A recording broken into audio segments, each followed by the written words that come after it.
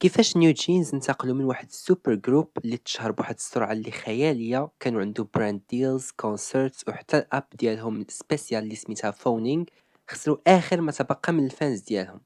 سلام الخوت، مرحبا بكم في فيديو جديدة. تنتمنى تقولوا لي الاراء ديالكم في كومونتير، الا كانت شي حاجة زوينة نخليها، الا كانت شي حاجة خايبة نبدلها. بلا ما نطول عليكم، اجي نشربوا اتاي بالدارجة. غادي نرجعوا للصيف ديال 2022 وبالضبط لجوية 22. كنا جالسين حتى غيطلع لنا واحد الفيديو تاع واحد الجروب سميتو نيو جينز. غادي تبرك عليه وغادي تسمع احسن ما خرج من الكي بوب في ديك الوقيته، فين كان جيرل كراش كونسيبت بحال بلاك بينك و جي ايدل، دارك كونسيبت بحال دريم كاتشر و بيكسي معمرين الدنيا. غادي يجيو نيو جينز بواحد الكونسيبت شخصيا تيشبه ليا انا بعد 2017 ويندوز اكس بي. النهار اللي وراه غادي يديروا هايب بوي، نهار 25 غيديروا هيرت، وفي واحد غشت غادي يديروا اخر اغنيه ديالهم اللي هي كوكي، وغادي يكونوا اوفيشلي ديبيوتاو في هذا التاريخ. اللي خلى هاد الديبيوت سكسسفل عاوتاني هو انه جا على غفله، ما كانوا لا تيزرز لا كونسبتواليزيشن لا والو، من غير في الاول ديال الشهر فاش عرفنا باللي ادور باغا دير نيو جروب. دابا غادي نهضروا على ادور. ادور هي واحد الكومباني تحت من هايب بحال بيليفت لاب سورس ميوزك وغيرها، تكريات بالضبط على ود نيو جينز، فين كانت من هيجين عندها 20% ديالها وهايب عندها 80%. من هيجين هي واحد البيرسون اللي مهمه في كرييتيف دايركشن بزاف تاع الجروبس. قبل ما تجي الهايب كانت خدامه في الاس ام وخدمت على بزاف تاع لي بروجي بحال اف اكس بينك تيب، اكزو اكسودوس، شايني ميسكونسبشن سيريز وشحال من حاجه. الطرف الرابع ديالنا في هاد القصه واللي تيلعب دور كبير هو ايلت. ايلت واحد الجروب ديبيوتا من واحد السرفايفل شو اللي سميتو ار يو نيكس، وباي ذا واي كان البيك ديالي في هاد الشو هو سويون مما ديبيوتاتش تقسات، وكان فيه 6 ممبرز ودابا ولاو 5 حيت يونغ سو خرجات قبل الديبيوت. بملي عرفتو كاع اللي مدخلين في هاد القصه، اجي نشربوا اتاي بالدارجه. ابريل 22 2024، 4 ايام قبل ما نيو جينز يديروا الكومباك ديالهم، هايب غادي تقول لمن هيجين بلي ما بقيناش باغينك سي اي او، بحكم انها عندها 80% من ادور فتقدر دير فيها ما بغات.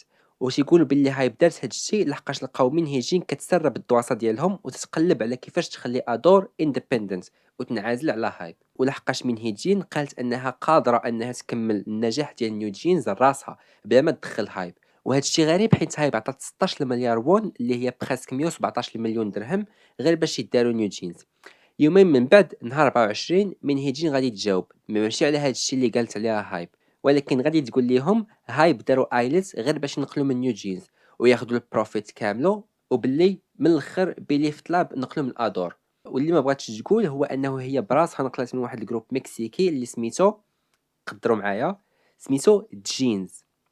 والنهار اللي وراه طرا اكثر حاجه ايكونيك في تاريخ الكي بوب 2024، واللي هي البريس كونفرنس تاع مين هيجين، اللي فيها بدات توري ميساجات بينها وبين بزاف تاع الناس اللي خدامين في هايب، ومن بينهم بانك شي هيوك اللي هو السي اي او تاع بيج هيت. في نفس الوقت اللي من هيجين جالسه كتشكي على الناس، هايب مشات دعاسها حيت قالوا بلي لقاوها تتقول الانفسترز ديال ادور يبيعوا الشيرز ديالهم، وكذلك هذه غريبه شويه لقاوها كتعامل مع الشامن. هذه غريبة شوية لقاوها كتعامل مع الشامان. الشامان عندهم هو الشوافة عندنا. بحال نقول غادي نجيب لك تصويرة واحد تريني عندي، ولا قلتي لي خايب ما عجبتنيش الانرجي ديالو نقول لي صافي ما بقيتش غادي نديبيوتيك. ومن بعد غادي تسربوا ليها مساجات كتعاير فيهم نيو جينز وتتقول عليهم فات كريزي اللي هي هبال، ungrateful يعني ما تيعترفوش بالخير وغيرها. وقالت باللي مين جي وحده من نيو جينز كانت كتبان حسن وهي باقا صغيره، او بالاحرى قصيره. النهار اللي طرا فيه هادشي كامل نيو جينز غادي يكملوا في الكومباك ديالهم وغادي يبوستيو بابل كام. كلشي تيبان ولا بخير من بعد واحد 3 ديال السيمانات، وغادي تنوض بيليفت لاب اللي حتى هي كانت، وغادي تنوض بيليفت لاب اللي حتى هي كاينه في هايب اللي فيها ايلت غادي تدعي من هيجين على التشهير. المهم طولت عليكم بهاد المضاربات القانونيه، مي هادشي غير باش تعرفوا الشده تاع المضاربه اللي بيناتهم. داكشي علاش غادي ننقزوا هاد الشيء وغادي نمشيو نيشان للمحكمه حكمات لصالح هايب باش يحيدوا من هيجين. دابا من هيجين خرجات، ايلتس ولاو سكسسفول، اسبا غادي يجيو الموازين والحياه زوينه. لا، نيو جينز ما عجبهمش الحال علاش يحيدوها، وناضو ولاو منوضين قرباله من هاد اللايف اللي داروا، تشانلز السميه ديال الجروب اللي بدلو، والبراند ديلز والشو ابيرنسز اللي ولاو تيديروا بالسميه تاع ان جي زي ماشي بسميه نيو جينز. هادشي كاملو دوزاتو هايب، الا فاش قالوا حنا ما بقيناش بارت من ادور وتنقلبوا على شي وكاله باش نديروا الديبيوت ديالنا الجديد. ناضت أدور دعاتهم للمحكمة باش يبينوا بلي الكونتراكت ديالهم بقى فاليد، يعني باقا صالحة وانت راك باقي بارت من الوكالة ديالي، وبصح كانت باقا فاليد. فاش بغاو يبريكيوها قالوا ليهم علاش ما علاش، جبدوا ليهم ديك القصة اللي داروا على ايلت فاش كانوا دايزات، وقال لهم ماناجر ما تقولوش السلام لهاني، المهم واحد القصة ما فيها بروفس، ما فيها والو، ما عرفناش اين سايد ناخذ فيها لحقاش حتى حاجة منها ما باينة. نكونوا واقعيين، الا كنتي خدام والمدير ديالك ما قالش لك السلام راك ما غاديش تخرج من الخدمه. المشكل الاكبر في هذه القضيه هو انه وحده من الممبرز كيبان بحال تندم معها الحال، وقالوا باللي وحده من الممبرز القاصرين، وهذا الشيء ولا باين لي غادي في نفس الاتجاه ديال القضيه ديال 50 50.